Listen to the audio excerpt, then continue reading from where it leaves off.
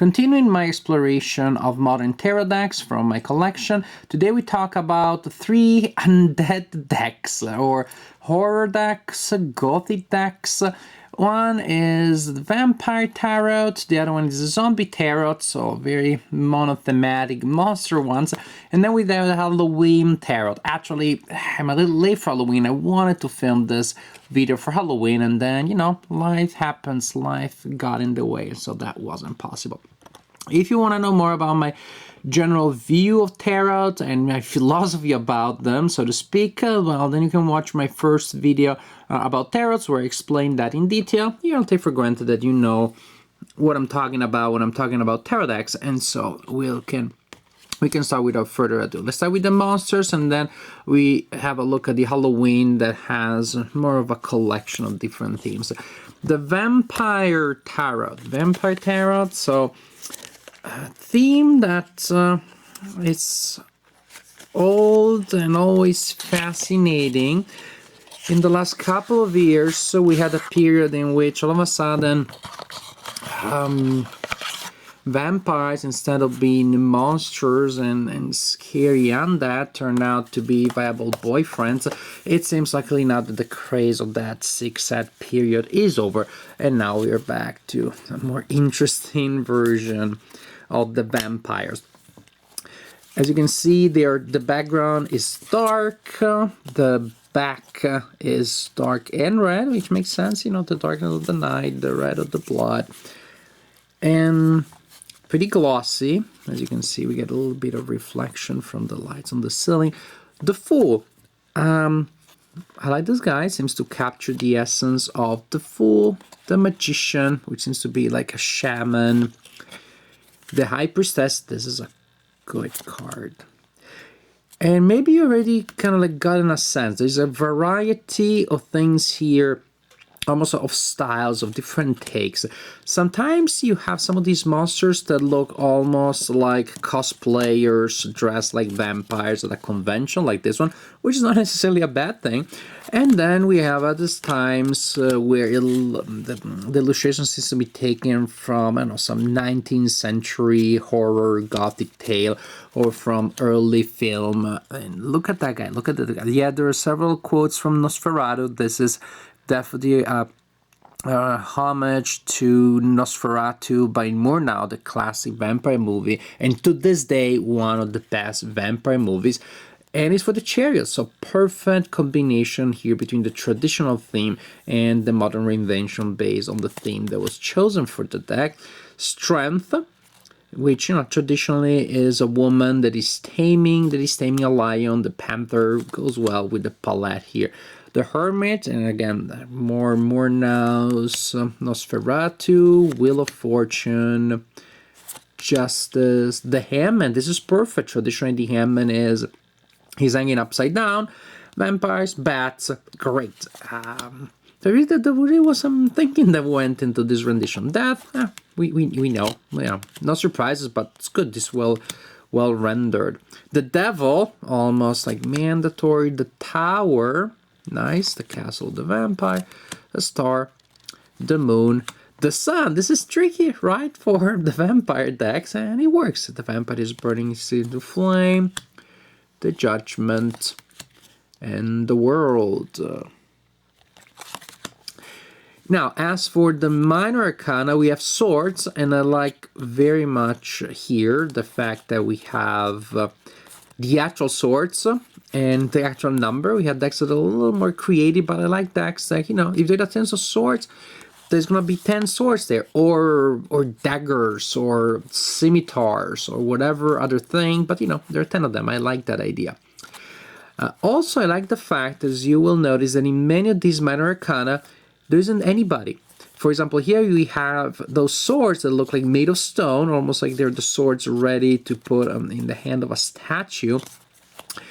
And then we have statues.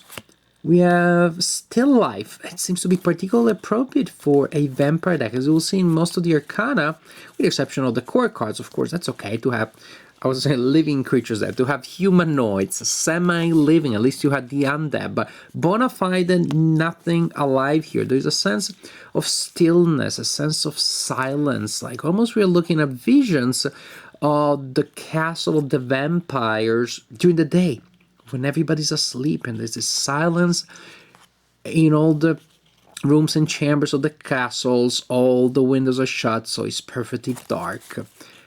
I really like the sense of silence and stillness that comes from the fact that, as you can see, you do not have vampires, or you don't have people or creatures. In that case, with the swords, the recurring icon together with the swords is a statue. Here's the portrait, so a reproduction of someone rather than that someone itself. And again, I can see here like these being from the portrait gallery of the family of vampires that is occupying this castle. Hey, and sometimes they also had the wands turning into the stake. That is a nice touch. Again, perfect combination. This looks like if a Shakespearean actor playing Midnight Sun Dreamer got beaten by a vampire, that's what we would get. Cups, perfect. This chalice is ready to collect blood, or to spill blood, or after people played a drinking game and they were putting them face down. I don't know what kind of drinking game it would be like that. Look at this one. This is a really nice thing. It's unclear that it looks to me like a mirror. That is a mirror is something that happened, you know, on this side, on the other side of the card. Like it's a mirror, and here on our side, on the outside of the card, there's the window through which you see the moon. Or is it a window where we're seeing the moon? I like the ambiguity. And again, this idea of like, I don't know, maybe it's the human servant prepared this little party here for when the vampires wake up. But the idea of like the castle when the vampires are resting. And then we have the pentacles, and the pentacles are a little more animated, so to speak, because they're the actual vampires. But again, since the minor arcana with undead creatures with, again, sort of living creatures are the minority, the overall feeling of the deck, one of stillness and silence, to me is still there, and I really like it. It's, you know, it's attractive deck without being flashy, without being over the top. It has definitely a modern style, at a certain time, a certain classic quality. I really like this deck. It could be easy to get too campy or kitsch, and I think this is a game that is a deck that is playful, sometimes has some sort of like, you know, quote unquote bad taste, like some ironic references, but overall it has a nice balance there between some ironic references, a certain gravity, a certain seriousness. Overall, really good deck, and, you know, materially also very good material. The Zombie Tarot, and I talked about a balance between irony and gravity here. You'll see a lot more stuff here, a lot more irony here, which is also good because otherwise the zombies could be pretty boring. If it's just the zombies, then you have over 70 cards with just the undead, and that could be, oh gosh, who cares? What was done here, which is fun, and here we have a pretty thick booklet in case you want to know about the thinking that went into it. I'm not showing it to you because I don't want to give you spoilers. What was done here, there was a take on old Americana art, as you can see, almost as if what Norman Rockwell had died, and after he was a zombie, he kept doing Norman Rockwell stuff. But since he couldn't draw, then he was using, you know, he was using scissors and glue more than actually drawing new stuff, and was putting together stuff. So it's a very interesting, very original. You don't see it very often. All good, you know, like sort of like wholesome, feel good, old Americana with zombies in it. Here there are the major arcana. They got out of order. Somehow I had them in order, but then some fell. Oh, there you go. Let's start from here. The priestess, the fool. So the fool, which is this old school man who's just walking, bringing flowers. He's going, both to a funeral and then to a picnic, and he doesn't have time to go back to the car, so he just brings all that he needs in one single trip, and he doesn't realize that the zombie apocalypse is about to start. He's ready on a journey of discovery and dread and getting eaten along the way. Really fun interpretation of the fool, of the traditional tarot deck. The magician, who is of course the crazy scientist. The priestess, who is a voodoo priestess. The empress, who is this lady that, which one is it? Is it the girl, the little girl, the zombie girl, or the man that doesn't realize what's going on? One of them must be the priestess. You choose the empress. Same with the emperor. I'd say this time this guy is the emperor more clearly. The hierophant, which is sort of like the mediator between the sacred and the earthly, and that TV. What else? What else is there? What better modern icon you have for that idea of communication between the human and the divine? The lovers, the chariot, which is this card that has been. It looks like it just came out of an episode of the A-Team. Where they modify the cards and they turn them into this sort of crazy stuff, plus a coffin. Like MacGyver and the A-Team teamed up during the zombie apocalypse, and that's what you get. Justice, the hermit, she doesn't care about what's going on out there. She has her book or magazine. Wheel of Fortune, this is excellent. I like Wheel of Fortune, really is a perfect interpretation. Circus girl who doesn't realize she's dead. She's still performing and smiling and spinning on the wheel. Strength, the Hanged Man. This is a little strange, but it works. It works. I guess this guy was caught in a trap. Why, however, there was a snare there for him. Other humans were hunting for other humans for, fresh meat. Who knows? The devil. The tower, which of course is a modern skyscraper, inside which bad stuff is happening. The star. Nice, which is the medal that you win if you get a Medal of Honor in the Zombie Slayer Corps.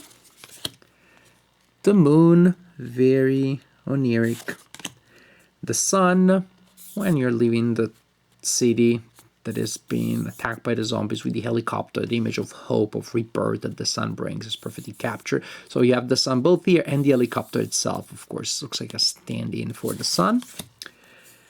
The Judgment with the atomic bomb, perfect encapsulation of the traditional meaning of the judgment in the tarot. The world now is not what it used to be.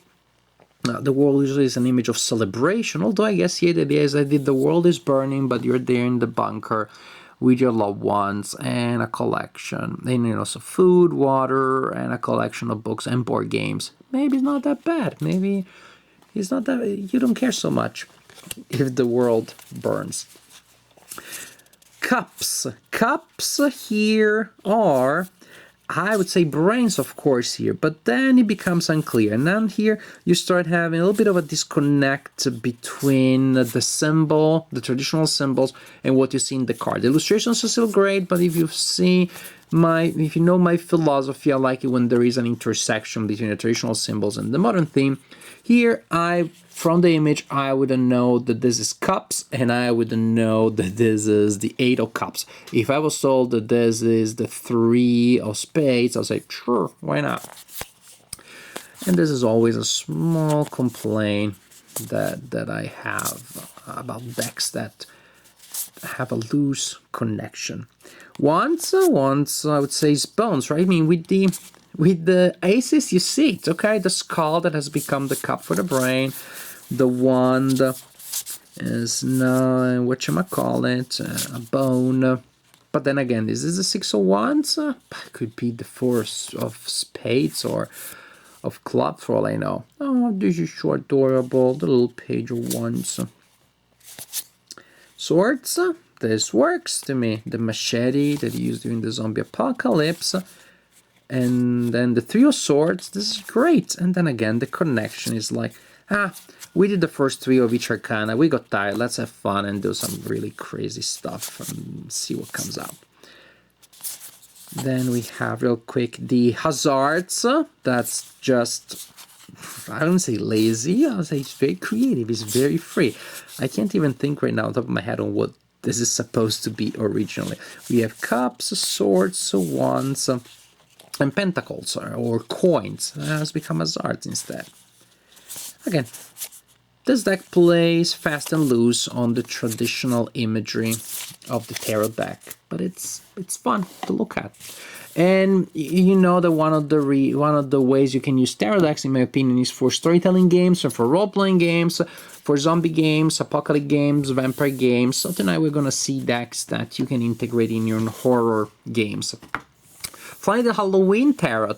You have seen some horror imagery. The Halloween Tarot has the horror themes, but has a much more of a benign style. It's more family-friendly. It's a little cutesy element, which is perfect. Halloween is about monsters and dead people, but not to the point that if the kids see your mask or your garden or your backyard decorations, they're gonna be emotionally scarred for life. So as you can see, there is an interesting, I would say almost a Tim Burton type of thing. The dark, the gothic, the undead, and yet something childish, something very playful. I like that, because Halloween is about dead people, zombies, ghosts, and being playful and having fun. The Fool is a clown who is having a blast playing with these balls. The Magician is a magician who is probably entertaining a bunch of kids. The High Priestess is a vampire lady who, however, seems to be ready to read you, a bedtime story, a fairy tale story. I would listen to a story from her. The Empress, of course, is the Bride of Frankenstein. You can't beat that for this kind of figure. And the Emperor works very well here. The idea of alchemy that the Emperor is often associated with, perfectly captured with Frankenstein. The Hierophant is the Mummy. The Lovers are the lovers. It's just the beauty of a love between different people, different categories. The Chariot, this is great to me. This is really great. You know, we have that kind of vehicle there with the Sleepy Hollow guy. Strength. So you see, it's between dark monster stuff and a certain circus atmosphere, which the strength really captures. The Hermit being the mad scientist. Again, have you seen that in the other deck too? I think it's a great interpretation here. It doesn't work with all themes, but when it works, hey, just give me that kind of wheel and I'll be happy. I don't know, not if it's a deck about, I don't know, ancient Romans or something. The Ant-Man is sort of like puppet / scarecrow. Somebody decided to. This just looks like a decoration, for Halloween. Death, easy. I mean, with tonight's decks, that's easy to have. The Tower is a haunted house. The Star is a star with this sort of gargoyle statue in the foreground. The Moon's perfect. The Moon has a werewolf there. The Sun is the sun with the sadness of the day after Halloween. Still the skeletons, still the skulls are pretty happy. Good for them. Good for them. I'm glad they're having a good time. And the two-headed troll, if he's anything like Tolkien's troll, is going to turn into stone. Too bad for him. The Judgment, great. With the vampire making people arise from the tombs. And the World with this traditional almond shape, which is a traditional dex. Quick look at the other, the minor arcana. You can, of course, pause to get a better sense. We had the pumpkins. Are these coins? Are these cups? It could go either way. Let me try. I don't remember now what they stand for. Well, I guess coins, because for the ghosts seem to stand for the cups, but maybe they don't. You see, they could both be cups, but again, if these are more specific cups, these should be coins. I guess here you also had the idea that you've seen in some of the other decks. The ace, so we make it, we connect it to do the traditional suit, and after that, let's have fun. And everything else using ghosts. I'd like if there was more of an explicit connection. Bats are these ones, or spades, imps. I see a lot of torches and wands here, so I assume that the bats are spades. It's creative, takes more freedom, uses more creative freedom than maybe I would find desirable, but the result is still very pleasant. It still works as a tool to trigger imagination in a storytelling game, as a tool for self-discovery. And again, I'm filming this 4 days too later, but for next Halloween, so now you have about 360 days to get your hands on a deck of this. And then next Halloween, this could be great if you are doing tarot readings for your neighbors and scaring the whatever out of people. These are not too scary. That's great. You can play games on Halloween night with the tarot deck, which is definitely thematically and also atmospherically appropriate, because it has that nice balance between creepy and playful that really works on Halloween. This is all for today's overview of my decks. I hope you enjoyed these videos, which are a little different from most of my other reviews. Let me know if you enjoyed them. Also, let me know if there are the types of tarot decks that you'd like me to cover, and I see what I can do. I see if I can cover them in future videos. Thank you for watching as usual, and if you haven't ever played with a deck of tarot cards, doesn't mean to play an official game or a traditional game. Take a deck of tarot cards and play with it and come up with your own activities. If you've never tried it, try it. It may turn out to be surprisingly fun and enlightening.